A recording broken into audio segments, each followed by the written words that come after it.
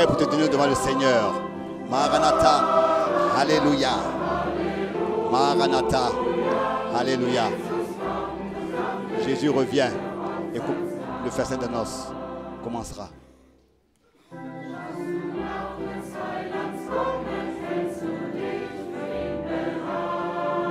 Quand il reviendra, te trouveras-t-il prêt?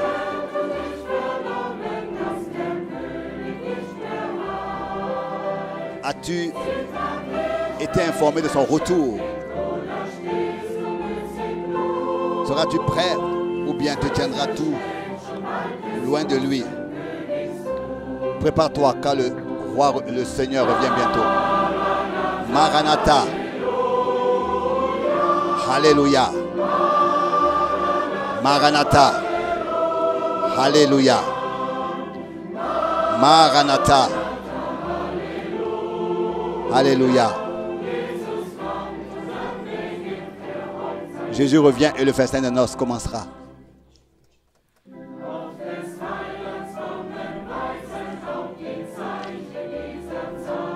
Reconnais-tu les signes des temps?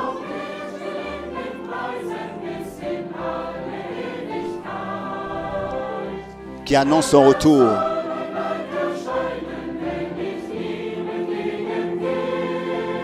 Prépare-toi pour aller à sa rencontre.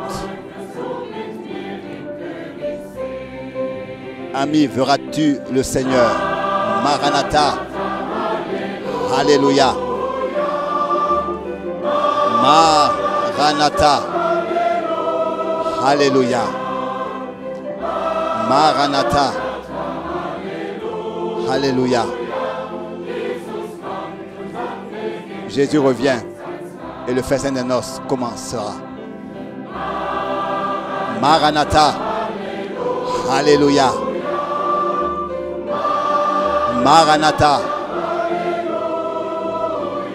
Alléluia. Maranatha. Alléluia. Jésus revient et le festin de noces commencera.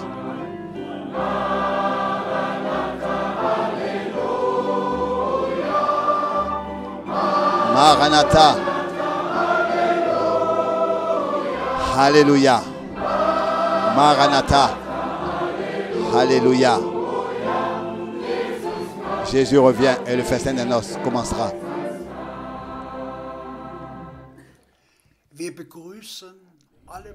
Nous souhaitons très cordialement la bienvenue à tous les frères et sœurs et tous les amis du monde entier qui se sont connectés à cette émission, à cette observation biblique de la parole avec le frère Franck. Nous sommes reconnaissants pour la parole vivante et révélée de Dieu qui nous est proclamée. Que le Seigneur nous bénisse en écoutant sa parole ensemble maintenant. Qui nous parle, nous prépare pour sa prochaine venue. En guise d'introduction, je lis une parole de l'Écriture tirée d'Éphésiens, le chapitre 3, dès le verset 14. Éphésiens, chapitre 3, verset 14. C'est pourquoi je fléchis les genoux devant le Père, de qui toute paternité qui existe dans les cieux et sur la terre tire son nom. Qu'il vous accorde, selon la richesse de sa gloire, d'être revêtu de puissance par son esprit dans l'homme intérieur, afin que le Christ fasse sa demeure dans vos cœurs par la foi et y habite et que vous soyez enracinés et fondés dans l'amour, pour que vous puissiez, en union avec tous les saints, comprendre la largeur et la longueur, la profondeur et la hauteur du plan divin du salut, et connaître l'amour du Christ qui surpasse toute connaissance, afin que vous parveniez enfin à être remplis de toute la plénitude de Dieu. Mais à celui qui, selon la puissance qui agit en vous, est capable de faire infiniment plus que tout ce que nous demandons ou pensons. À lui la gloire dans l'Église et dans le Christ Jésus pour toutes les générations, dans tous les siècles, jusqu'à l'éternité. Amen. Nous demandons maintenant au frère Franck. Je veux aussi donner à tout le monde des salutations très très chaleureuses. Nous sommes reconnaissants à Dieu, reconnaissants du fond du cœur que nous puissions avoir ces émissions. Beaucoup ont appelé ou envoyé des mails.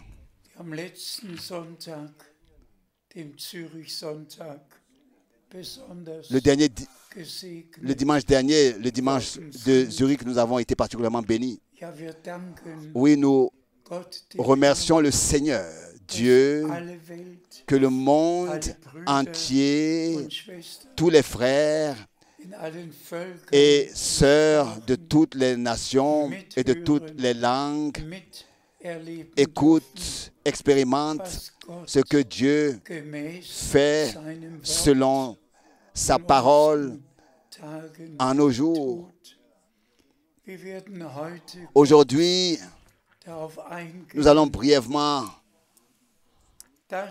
aborder le fait que ce que nous vivons actuellement en termes de catastrophes naturelles, quelque chose se passe partout. Nous ne parlons pas seulement du changement climatique, mais tout change, tout devient différent. Rien ne reste comme avant. Et nous pouvons souligner chaque fois à nouveau les paroles de notre Seigneur. Quand vous voyez tout cela arriver, redressez-vous et levez vos têtes, car vous savez que votre rédemption est proche. Nous sommes en effet arrivés à la dernière, arrivés à la dernière étape du temps de la grâce, pardon. Et nous remercions le Seigneur qui a lui-même donné l'instruction que le message du salut de Jésus-Christ sera prêché à toutes les nations pour servir de témoignage, puis la fin viendra. Et bien, mes frères et sœurs, nous avons un mandat divin. Et cela pour souligner que l'Église du Nouveau Testament doit être là où elle était au commencement. Actes des Apôtres 2, 42. Et ils demeuraient dans l'enseignement des apôtres, dans les prières à la fraction du pain. Ils demeuraient dans l'enseignement des apôtres. Et si on considère la période de 2000 ans, ils ont tous dévié. Toutes les églises ont leur propre doctrine, enseignement. Elles croient toutes ce qu'elles ont elles-mêmes établi dans leur credo. Et si nous pensons alors au fait que 245 dogmes ont été proclamés et que la Bible dit que personne n'a le droit d'ajouter à la parole ou de retrancher quelque chose, ou bien d'en retrancher. Et tout le monde, tous ont justement fait qu'ajouter, tous ont fait qu'enlever, retirer, tous ont fait ce qu'ils voulaient faire. Et frères et sœurs, nous ne jugeons pas. Nous le disons simplement avec une très grande douleur, surtout quand nous avons lu pendant tant d'années l'histoire de l'Église et que nous avons regardé les différents conciles. Quelle discussion avait lieu là, en particulier sur la divinité. Et puis, il y a même un livre entier sur les différentes présentations de la Trinité. Tant de photos. La Trinité telle et telle, la Trinité telle et telle. Et quand on y pense, que pas une seule fois le mot Trinité n'apparaît dans la Bible. Pas une seule fois. Pas une seule fois il n'est fait mention de 3 personnes éternelles.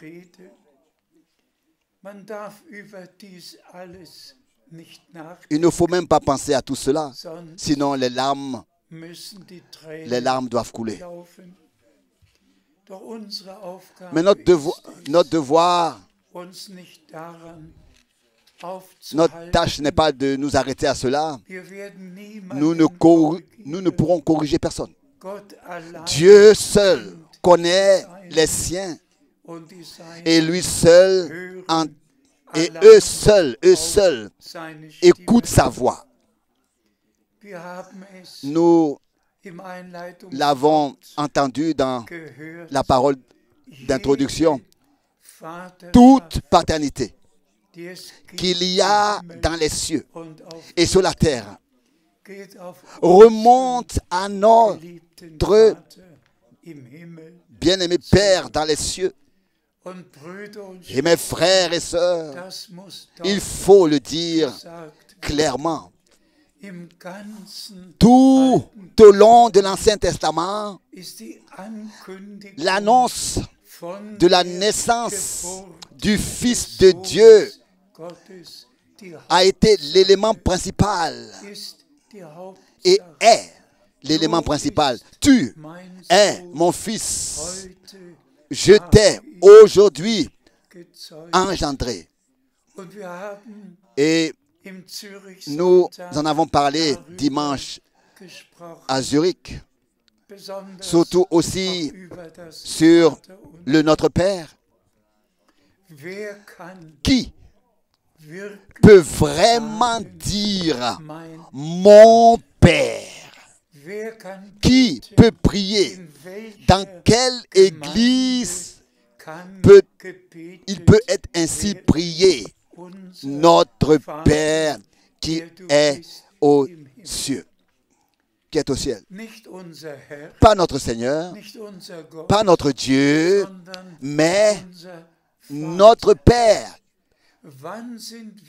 Quand sommes-nous devenus des fils et des filles de Dieu? Depuis Quand pouvons-nous ainsi prier, notre Père qui est au ciel?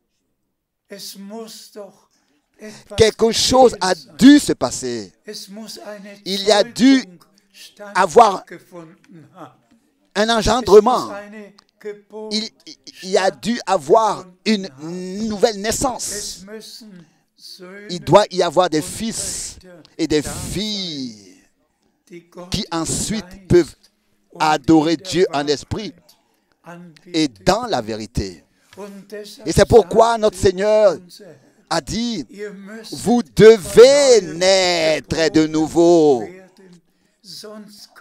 Sinon, vous ne pouvez pas voir le royaume de Dieu.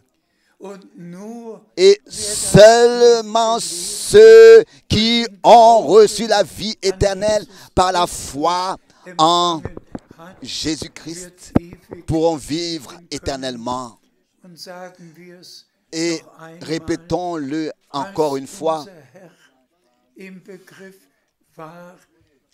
Lorsque notre Seigneur était sur le point de monter au ciel, il a dit, je monte vers mon Dieu et vers votre Dieu, vers mon Père et vers votre Père. Il n'a pas eu honte de nous appeler ses frères. Car nous aussi, nous avons été engendrés par le Saint-Esprit, nés de nouveau pour une espérance vivante par la puissance de la résurrection de Jésus-Christ d'entre les morts. Ce sont les Écritures. Il y a assez d'Écritures, de versets de l'Écriture qui rendent témoignage de ça. Ma demande aujourd'hui est que tous ceux qui écoutent cette émission à travers le monde entier puissent dire avec sincérité, Père bien-aimé qui est au ciel, que ton nom soit sanctifié, qui est aux cieux, que ton nom soit sanctifié, que nous soyons vraiment devenus de vrais enfants de Dieu. Je le répète encore une fois, nés de nouveau pour une espérance vivante, d'enfants d'hommes sont devenus des enfants de Dieu. Frères et sœurs, ça, c'est le cœur de notre annonce de la parole de Dieu. Mais revenons maintenant au passage que nous avons mentionné, et ils demeuraient dans l'enseignement des apôtres. Ils persévéraient, ils demeuraient. Bien-aimés frères et sœurs, disons-le honnêtement, Dieu a pu utiliser au cours des siècles passés des hommes qui ont prêché la parole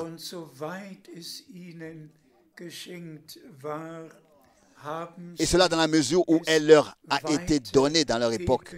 Ils ont pu la transmettre. Mais après les 1000 ans de l'âge des ténèbres, où une seule Église régnait sur la terre et où personne d'autre n'avait le droit de vivre, d'exister, que ceux qui appartenaient à cette Église romaine. Tous les autres ont dû sacrifier leur vie. Ils n'avaient pas le droit de vivre. Mais ensuite est venue la Réformation, et même avant cela, il y a eu des réveils que Dieu a donnés.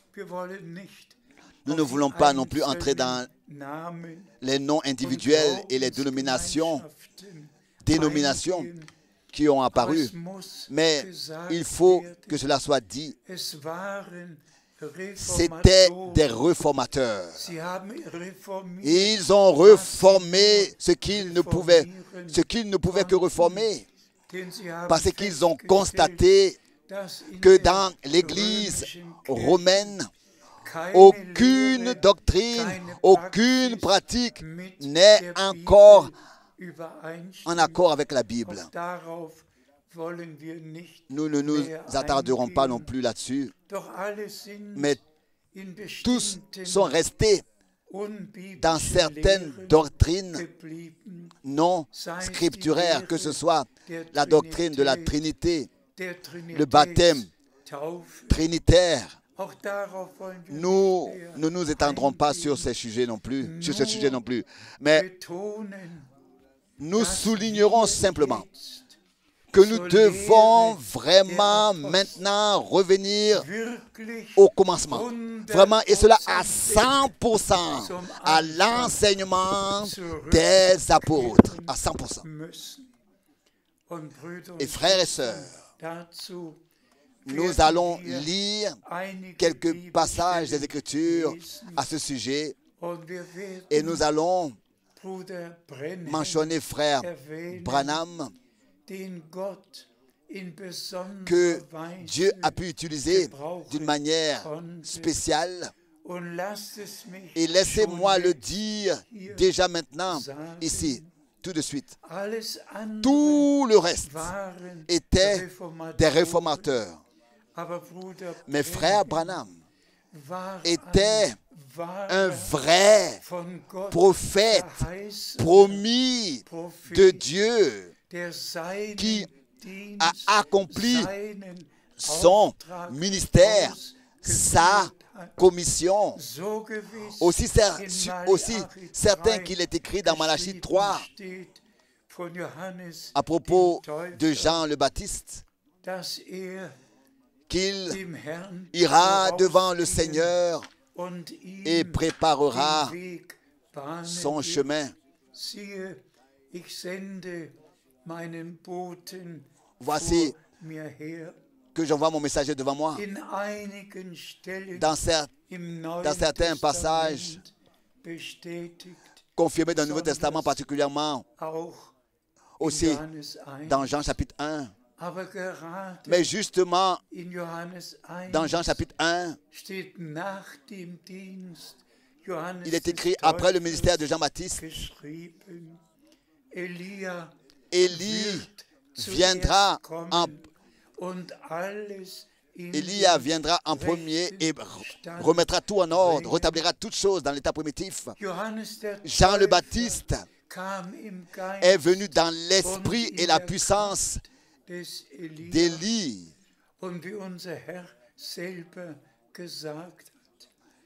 Et comme notre Seigneur lui-même l'a dit, qui voulez-vous voir? Vous êtes sortis.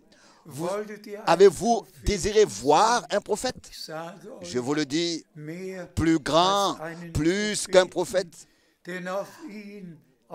Car à lui, à Jean, se réfère la parole du Seigneur. Voici que je vous envoie Élie, le prophète. Frères et sœurs, notre Seigneur l'a confirmé. Pourquoi? Parce que dans la promesse de Malachie 4, il y a deux promesses directes écrites. La première se réfère à Jean-Baptiste. Il retournera le cœur des pères vers les enfants. Mais à notre époque, la deuxième partie s'est réalisée, s'est accomplie. Il ramènera le cœur des enfants de Dieu à la foi des pères apostoliques. Pas les têtes, mais les cœurs. L'homme croit de tout son cœur.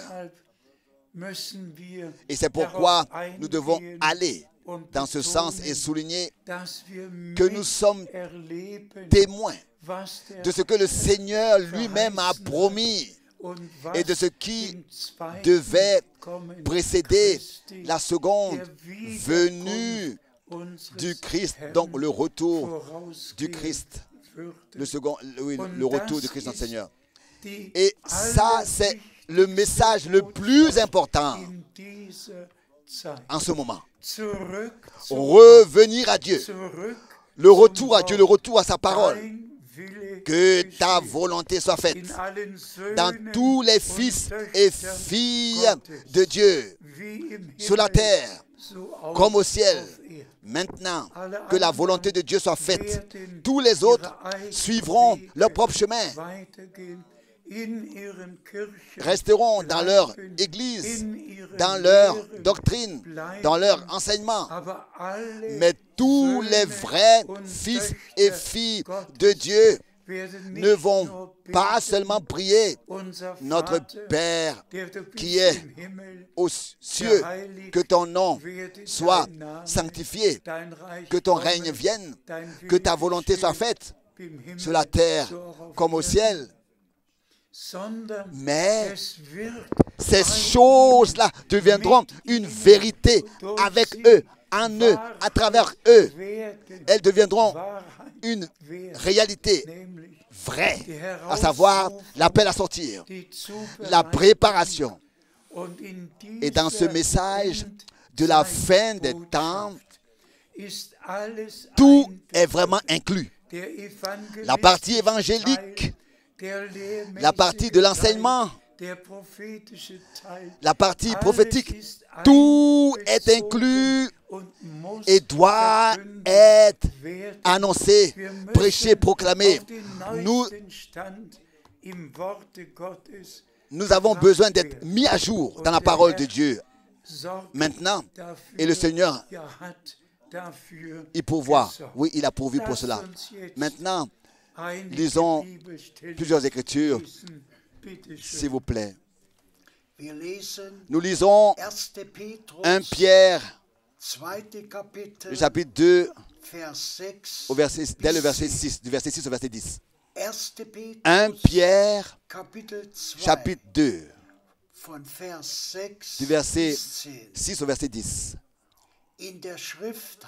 Car l'Écriture dit, voici, que je pose en Sion une pierre choisie, une pierre d'angle précieuse, et quiconque met sa confiance en lui ne sera jamais confus.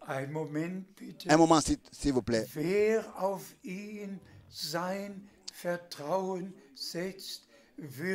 Celui qui met sa confiance en lui ne sera pas confus.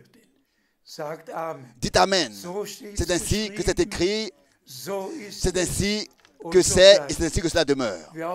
Celui qui met sa confiance en lui, la précieuse pierre angulaire, celui qui met sa confiance en Jésus-Christ, le Sauveur, ne sera pas confus.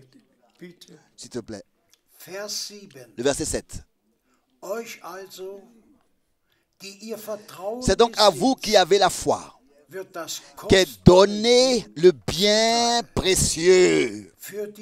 Mais pour les incrédules, la pierre qu'ont rejetée les bâtisseurs est devenue la pierre angulaire. Même là aussi, nous pouvons nous arrêter. Les uns, ce sont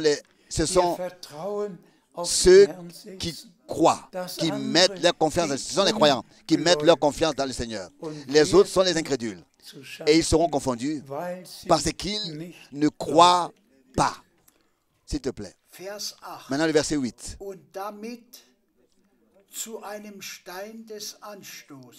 Et donc, pierre d'achoppement et rocher de scandale.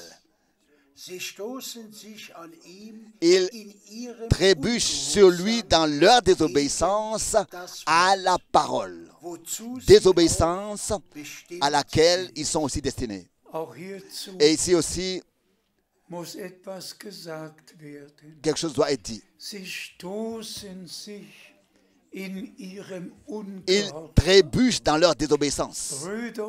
Frères et sœurs, la foi et l'obéissance vont ensemble dès le début. L'incrédulité et la désobéissance sont la paire qui périt. Et frères et sœurs, quand donc il est écrit concernant ceux qui ne croient pas, ceux à quoi ils sont destinés, ça fait mal. C'est une telle douleur que les gens ne peuvent pas croire. Dieu n'est-il pas crédible? La parole de Dieu n'est-elle pas crédible? La Bible n'est-elle pas crédible? Le salut, la rédemption, n'est-elle pas crédible? Est-ce que ce que Dieu nous a donné en Christ n'est-il pas crédible? Qui crois-tu? Moi, je crois Dieu. Et les vrais croyants croient Dieu. Abraham croyait Dieu. Et les vrais croyants croient Dieu, croient seulement ce que Dieu a dit dans sa parole. Et c'est peut-être raison qu'ils ne seront pas confus. S'il te plaît, maintenant le verset 9. Vous, par contre, vous êtes la descendance élue, le sacerdoce royal, la nation sainte, le peuple choisi pour lui appartenir. Et vous devez proclamer les vertus et les œuvres glorieuses de celui qui vous a appelé des ténèbres à son admirable lumière.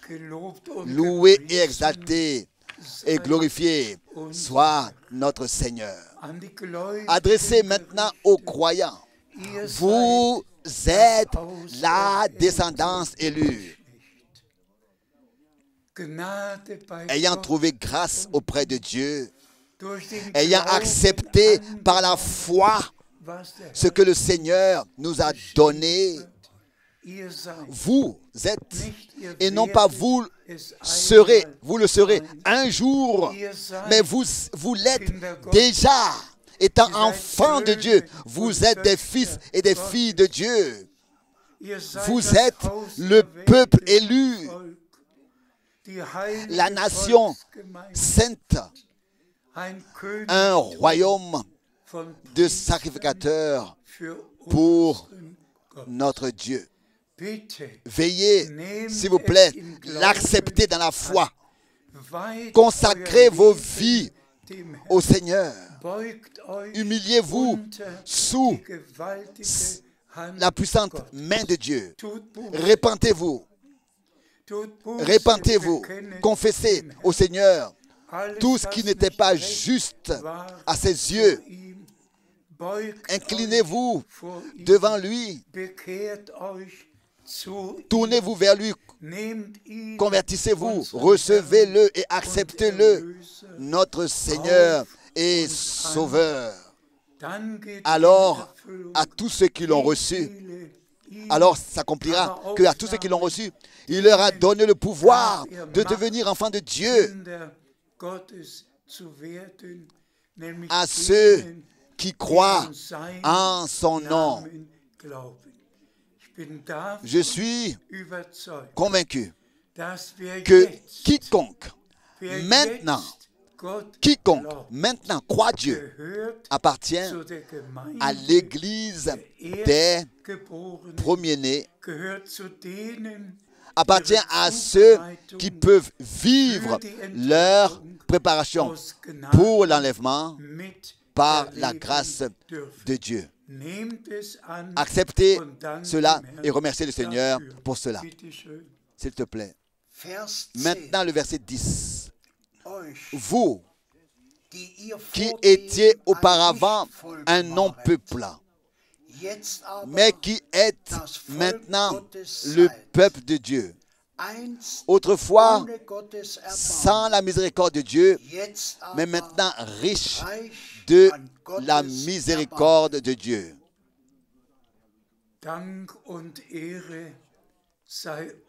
Merci, gloire et reconnaissance soient à notre Dieu. Autrefois, par son peuple, mais maintenant, fils et filles du Dieu vivant. Bien, mes frères et sœurs, Dieu nous a donné des promesses. Et disons-le avec beaucoup de peine. Dans toutes les églises, il continue comme ils l'ont fait depuis des siècles. Les mêmes enseignements, les mêmes prédications. Tous prient le Notre Père. Tous sont satisfaits d'eux-mêmes.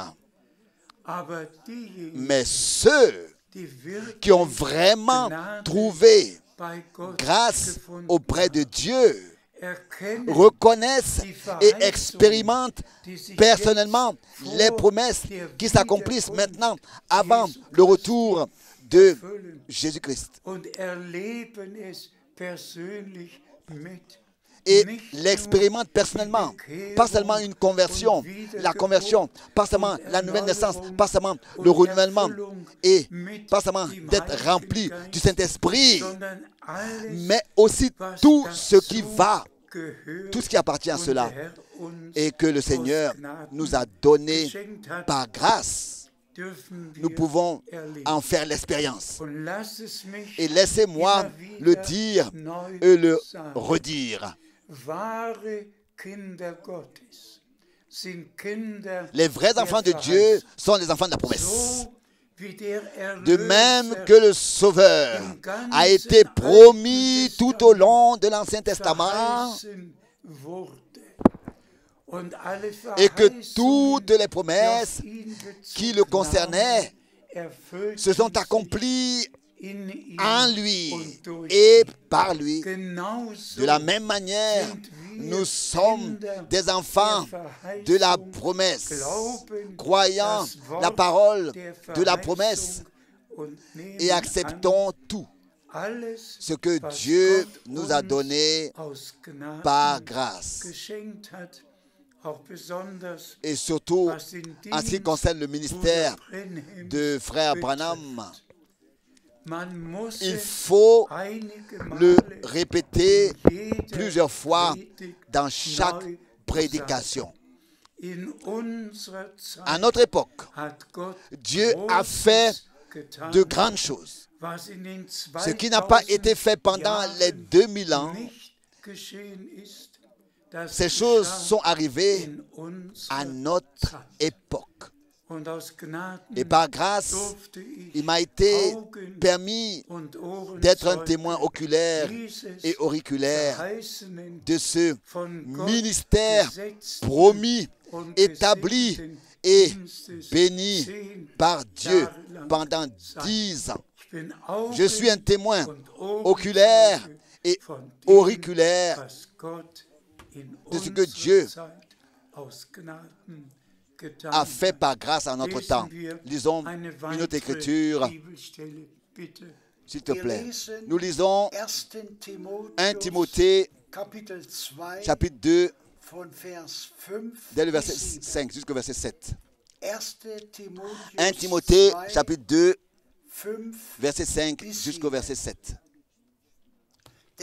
Car il n'y a qu'un seul Dieu, de même un seul médiateur entre Dieu et les hommes, à savoir l'homme Christ Jésus, qui s'est donné lui-même en rançon pour tous,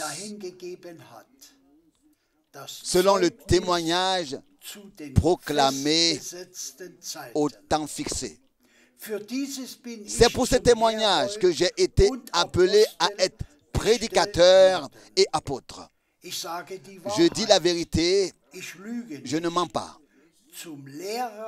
Établi comme docteur des païens dans la foi et la vérité. Paul avait un appel direct, un mandat direct, et il était fidèle dans la mission qu'il devait accomplir. Frères et sœurs, c'est cela qui compte. Que le Seigneur lui-même envoie, donne une commission et donne des instructions exactes sur ce qui doit être fait. C'est cela qui compte. Et Paul le mentionne avec reconnaissance qu'il avait été désigné par Dieu pour être un prédicateur, un apôtre, pour rendre témoignage au moment voulu, au moment fixé par Dieu, pour exposer toutes choses. Et son mandat principal était, oui, adressé aux nations. Et il pouvait dire qu'il était fidèle exactement à la commission, au mandat qui lui avait été donné par le Seigneur lui-même par grâce, qu'il a exécuté fidèlement. C'est ce que Frère Branham aussi a fait. Et si Dieu accorde sa grâce, dans ce temps, cela pourra être aussi dit que le mandat divin a été exécuté avec précision, exactement, et que tous les fils et filles de Dieu, tous les élus ont une part dans ce que Dieu est en train de faire maintenant. Lisons encore.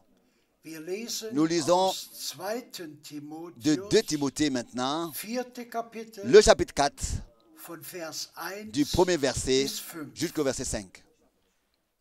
Je t'adjure devant la face de Dieu et de Christ Jésus, qui jugera les vivants et les morts dans les temps à venir, à son apparition et à son règne. Prêche la parole, apparaît au temps convenable ou non, convainc, corrige, rappelle à l'ordre avec tout l'effort de la longanimité et de l'instruction, car il viendra un temps où les hommes ne supporteront pas l'enseignement saint, mais ayant la démangeaison d'entendre des choses agréables, ils se donneront une foule de docteurs selon leur propre désir. Détourneront l'oreille de la vérité et se tourneront vers les fables. Frères et sœurs, à cela, on n'a plus rien besoin. Il n'est pas nécessaire d'en dire plus à ce sujet. Dans toutes les églises, des gens sont formés, des hommes et des femmes sont formés. Ils sont tous enseignés. Tous dans les églises, il y a des chaires, des séminaires. Tous doivent étudier. Mais où est la vérité? Frères et sœurs, cette écriture a été adressée à haute voix à Frère Branham 3 fois. Il lui a été dit, lis 2 Timothée 4 et fais le travail d'un évangéliste. Qu'y a-t-il à dire sur tout cela? Le Seigneur a permis que tout soit dit, que tout soit dit, et que le mandat soit exécuté. Comme je peux être reconnaissant, moi, Frère Frank, que cette parole de l'Écriture m'a été ordonnée de lire avec voix puissante. Oui, on pourrait dire avec insistance. Le Seigneur m'a dit, tôt le matin, mon serviteur, lève-toi et lis 2 Timothée 4. Il y a tant de choses que le Seigneur a faites. Parfois, vous pouvez même confondre une date et une ville. Mais le Seigneur Dieu sait tout. Il sait de quoi il s'agit. À savoir que sa sainte parole maintenant soit proclamée avec véracité. Que les doctrines soient proclamées à droite et à gauche, des faux enseignements. Cela reste à voir. Notre tâche est de proclamer la sainte parole. Répétons cela encore. Seulement et vraiment seul ce qui a été écrit dans la Bible comme enseignement des apôtres pour le Nouveau Testament, seulement cela s'applique à l'Église du Dieu vivant. Seulement ces choses s'appliquent à l'Église du Dieu vivant, s'appliquent à tous les fils et les filles de Dieu. Tous les autres peuvent croire ce qu'ils veulent, faire ce qu'ils veulent. Mais si nous disons que nous sommes l'Église du Dieu vivant, notre foi doit être conforme aux Écritures.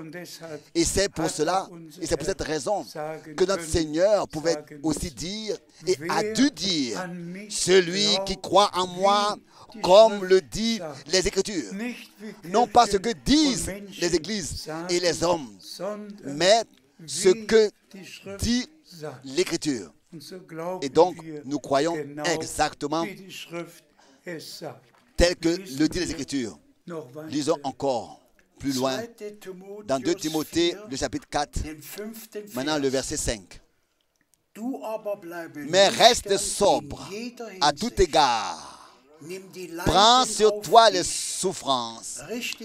Fais bien l'œuvre d'un prédicateur du message du salut et donne-toi pleinement à l'accomplissement de ton ministère. Oui, à cela je peux que dire, je peux que répondre, Seigneur, bien-aimé toi, qui m'as appelé d'une voix audible, qui m'a mandaté et envoyé pour porter le dernier message sur toute la terre. Accorde-moi la grâce de ne dire que ce que tu as dit dans ta parole.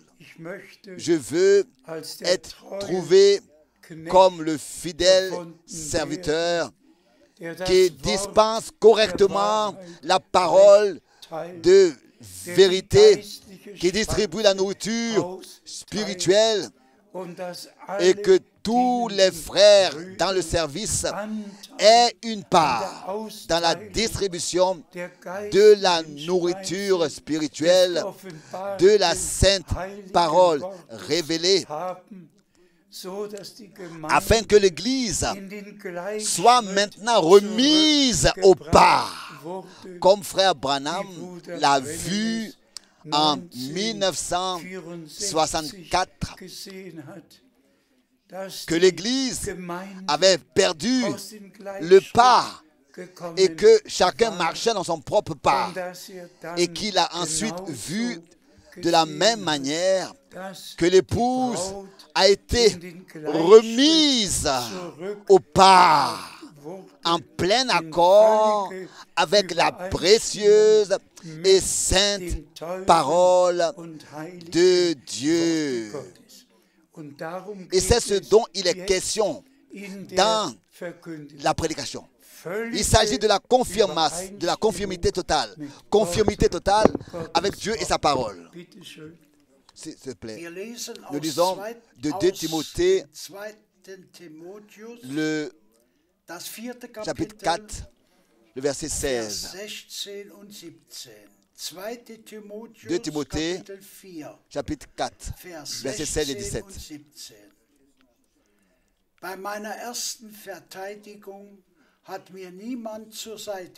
Lors de ma première défense en justice, personne ne m'a soutenu, mais tous m'ont abandonné. Que Dieu ne leur en tienne pas compte.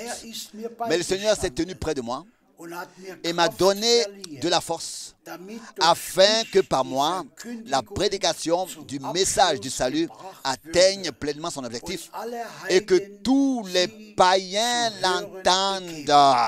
C'est ainsi que j'ai été heureusement délivré de la gueule du lion.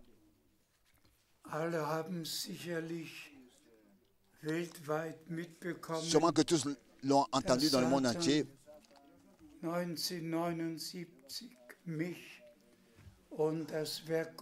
1979, Satan a voulu me détruire et détruire l'œuvre de Dieu. Tous ont dû l'apprendre dans le monde entier et que tous les frères m'ont abandonné, que personne ne m'a été fidèle. Bien sûr, à l'exception de nos frères bien-aimés Léonard Rousse et Paul Schmidt, au sujet desquels le Seigneur m'a vraiment interpellé à haute voix et forte. Mon serviteur, établis-moi Léonard Rousse comme ancien et place à ses côtés Paul Schmidt. Et c'est ce que j'ai fait. Et ces deux frères sont restés fidèles, même au moment où tous se sont, n'est-ce pas, détournés. Mais ce n'est pas ce qui importe maintenant, mais Dieu a été fidèle. Et il est en train de mener son œuvre à la fin par les prédications. Tout est maintenant dirigé vers l'achèvement. Tout est en train d'être restauré. Tout revient à son état originel. Pas un seul enseignement étranger.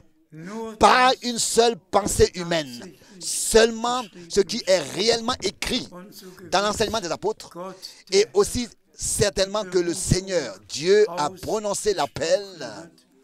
Aussi certainement, il veille, n'est-ce pas, sur tous ceux qu'il a appelés, sur tous ceux qu'il a envoyés, et sur sa parole, afin que par grâce, nous continuons à la porter. Et frères et sœurs, aussi sûrement que frère Branham a été au moins 8 fois, au moins 8 fois, ce qui lui a été dit le 11 juin 1933, que le message qu'il apporterait précéderait la deuxième venue de Christ. Comme Jean-Baptiste a apporté le message lors de la première venue de Christ, ainsi ce dernier message, nous l'appelons le message de la fin des temps. Ainsi, ce dernier message est apporté pour que tous les fils et filles de Dieu qui peuvent en vérité prier, notre Père qui est aux cieux, que ton nom soit sanctifié. Laissez-moi m'arrêter ici un moment. Père céleste, au ciel, que ton nom soit sanctifié. Quel est le nom du Père? Quand il a été dit dans l'ordre missionnaire, et baptisez-les dans le nom du Père, du Fils, dans le nom du Père, dans le nom du Fils et du Saint-Esprit. car nous savons que notre Dieu s'est révélé comme Père dans les cieux, dans son Fils, seul engendré de lui, notre Seigneur, sur la terre et dans l'Église ensuite, par le Saint-Esprit, la révélation du même Dieu, mais dans le nom de l'alliance du Nouveau Testament. Nous avons tous le nom de Jésus dans nos langues, en hébreu, YHWH, Yahvé, le nom de l'alliance. Il n'y a aucun autre nom donné aux hommes sous le ciel dans lequel ils peuvent être sauvés, dans lequel ils peuvent être baptisés, dans lequel ils peuvent être guéris, dans lequel ils peuvent être bénis. Aucun autre nom que le nom du Seigneur Jésus-Christ. Et qu'ont fait les pères de l'Église? Ils n'ont eu aucune révélation. Ils ont même traduit Matthieu 28 en abrégé, simplement, et baptisez-les au nom du Père et du Fils et du Saint-Esprit. Ce n'est pas écrit de cette manière, du tout. Le texte original dit en fait, et baptisez-les dans le nom du Père, du Fils et du Saint-Esprit. Ainsi, nous sommes reconnaissants à Dieu de tout notre cœur. Et puis, je fais cette remarque, faire remarquer qu'il n'y a jamais eu de bénédiction prononcée dans la formule de la Trinité. Pas une seule.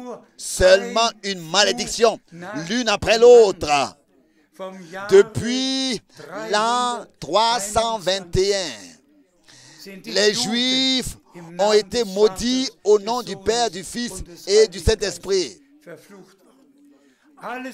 Tous ont été maudits dans cette formule.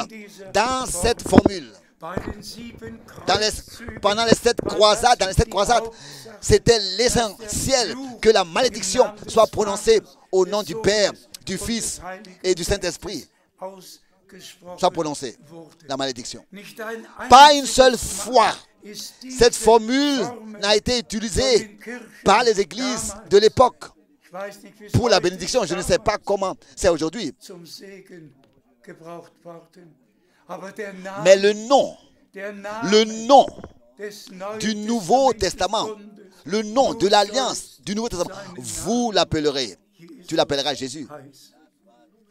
Oh, loué et exalté et glorifié soit le Seigneur. Toutes les bénédictions qui ont été prononcées dans le Nouveau Testament, le salut, la guérison, la délivrance, quoi que ce soit, tout cela a eu lieu au nom du Seigneur Jésus-Christ. Chaque baptême d'eau, Actes des Apôtres 2, 38, Actes des Apôtres 8, versets 16 et 17. Actes des Apôtres 10, verset 48. Actes 19, versets 5 et 6. Romains 6, verset 3. Mon Dieu au ciel, qui va relire encore la Bible?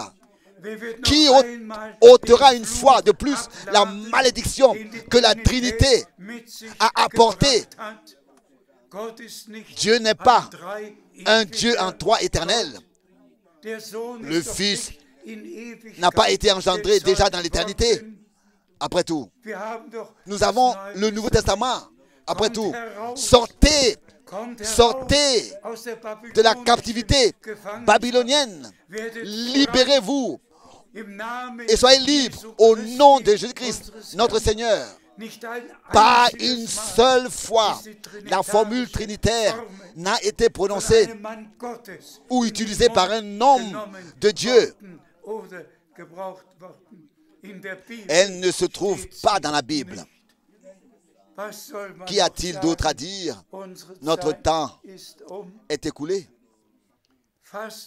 Résumons ce dont il s'agit. La fin des temps est vraiment à notre porte. Tout ce que le Seigneur a prédit se réalise. Avec Israël et Jérusalem est mentionné, Jérusalem est mentionné, n'est-ce pas, plus de 800 fois dans la Bible. Tout se passe sur terre, parmi les nations.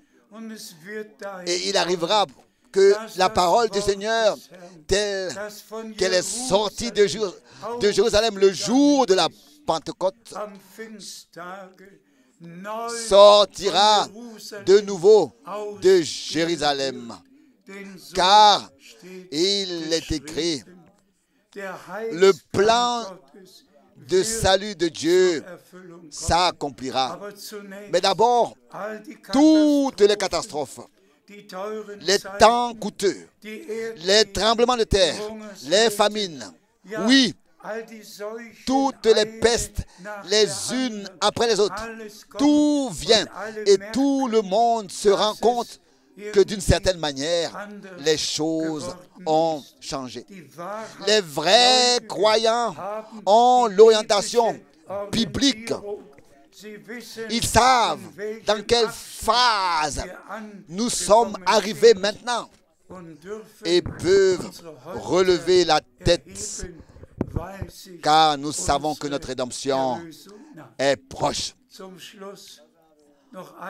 À la fin encore, pour finir ce rappel à l'ordre, que tous ceux qui croient maintenant le dernier message de la parole, qui ne croient que ce qui est écrit, et comme Paul a pu en témoigner, que par son ministère, l'annonce de la parole de Dieu fut accomplie. Il a tout prêché. Rien ne manque. Et nous proclamons toutes choses.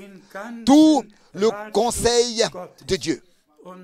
Et tous ceux qui sont de Dieu écoutent la parole de Dieu. Certains sortent et trébuchent par leur incrédulité et leur désobéissance. Les autres se redressent et sont édifiés dans la foi et l'obéissance. C'est la période la plus importante de l'histoire de l'humanité, la période la plus importante de l'Église du Dieu vivant. Et celui qui a une oreille, qu'il entende, qu'il écoute ce que l'Esprit a à dire à l'Église par la parole. Soyez bénis au nom de Jésus-Christ, notre Seigneur, et surtout tous les frères dans le service, dans toutes les nations et de toutes les langues. Aujourd'hui, je n'ai pas donné de salutation. Une telle abondance de salutations, un tel nombre de salutations partout. Nous nous réjouissons que nous soyons unis avec le Seigneur et les uns avec les autres. À notre Dieu soit la gloire pour les siècles des siècles. Alléluia. Amen. Levons-nous. Le frère Borg va nous rejoindre dans la prière. Père Céleste, nous te remercions de tout cœur pour ta précieuse parole que nous venons d'entendre. Ta parole est la vérité. Tout passera. Tout cessera. Mais ta parole demeure éternellement. Nous te remercions de pouvoir encore écouter cette parole maintenant et qu'elle nous parle, nous prépare à ta prochaine venue. Nous te remercions pour tout. Au nom merveilleux de Jésus. Amen.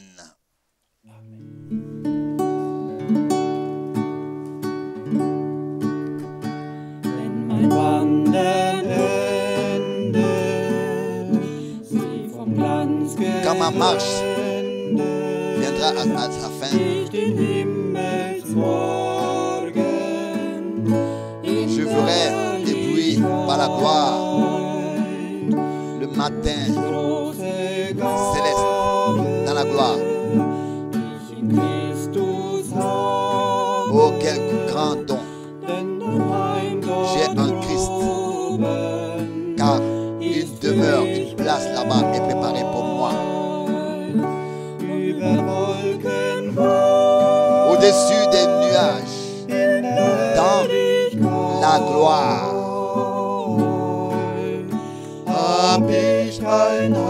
J'ai une demeure, une maison céleste. Au-dessus des nuages. Maintenant en espagnol. Maintenant en espagnol. Le chœur, le refrain.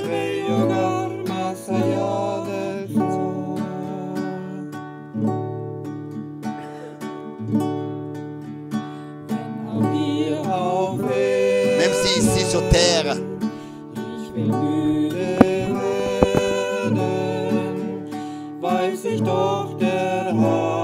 je suis épuisé, je sais que mon Sauveur me soutient et se tient à mes côtés. Oui, par tous les chemins, la bénédiction de Dieu me conduit jusqu'à que je voie Jésus au-dessus des nuages, bien plus loin. Au-dessus des nuages, dans la gloire.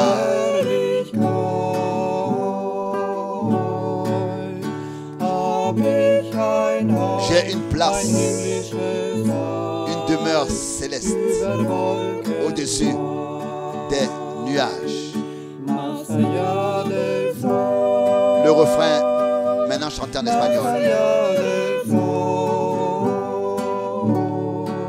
J'ai une demeure céleste au-delà des nuages.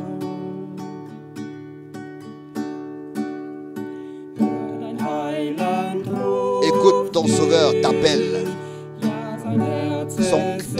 Son cœur te désire. Il veut te sauver pour l'éternité, glorieusement. Bientôt Jésus revient. Alors tous ceux qui lui obéissent, il les prendra auprès de lui, au-delà des montagnes. Alléluia.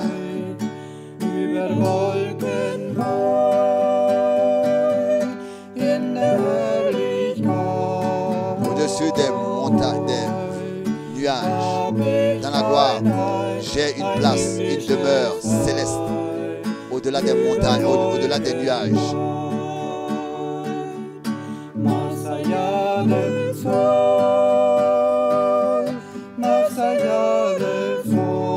Au-delà des montagnes.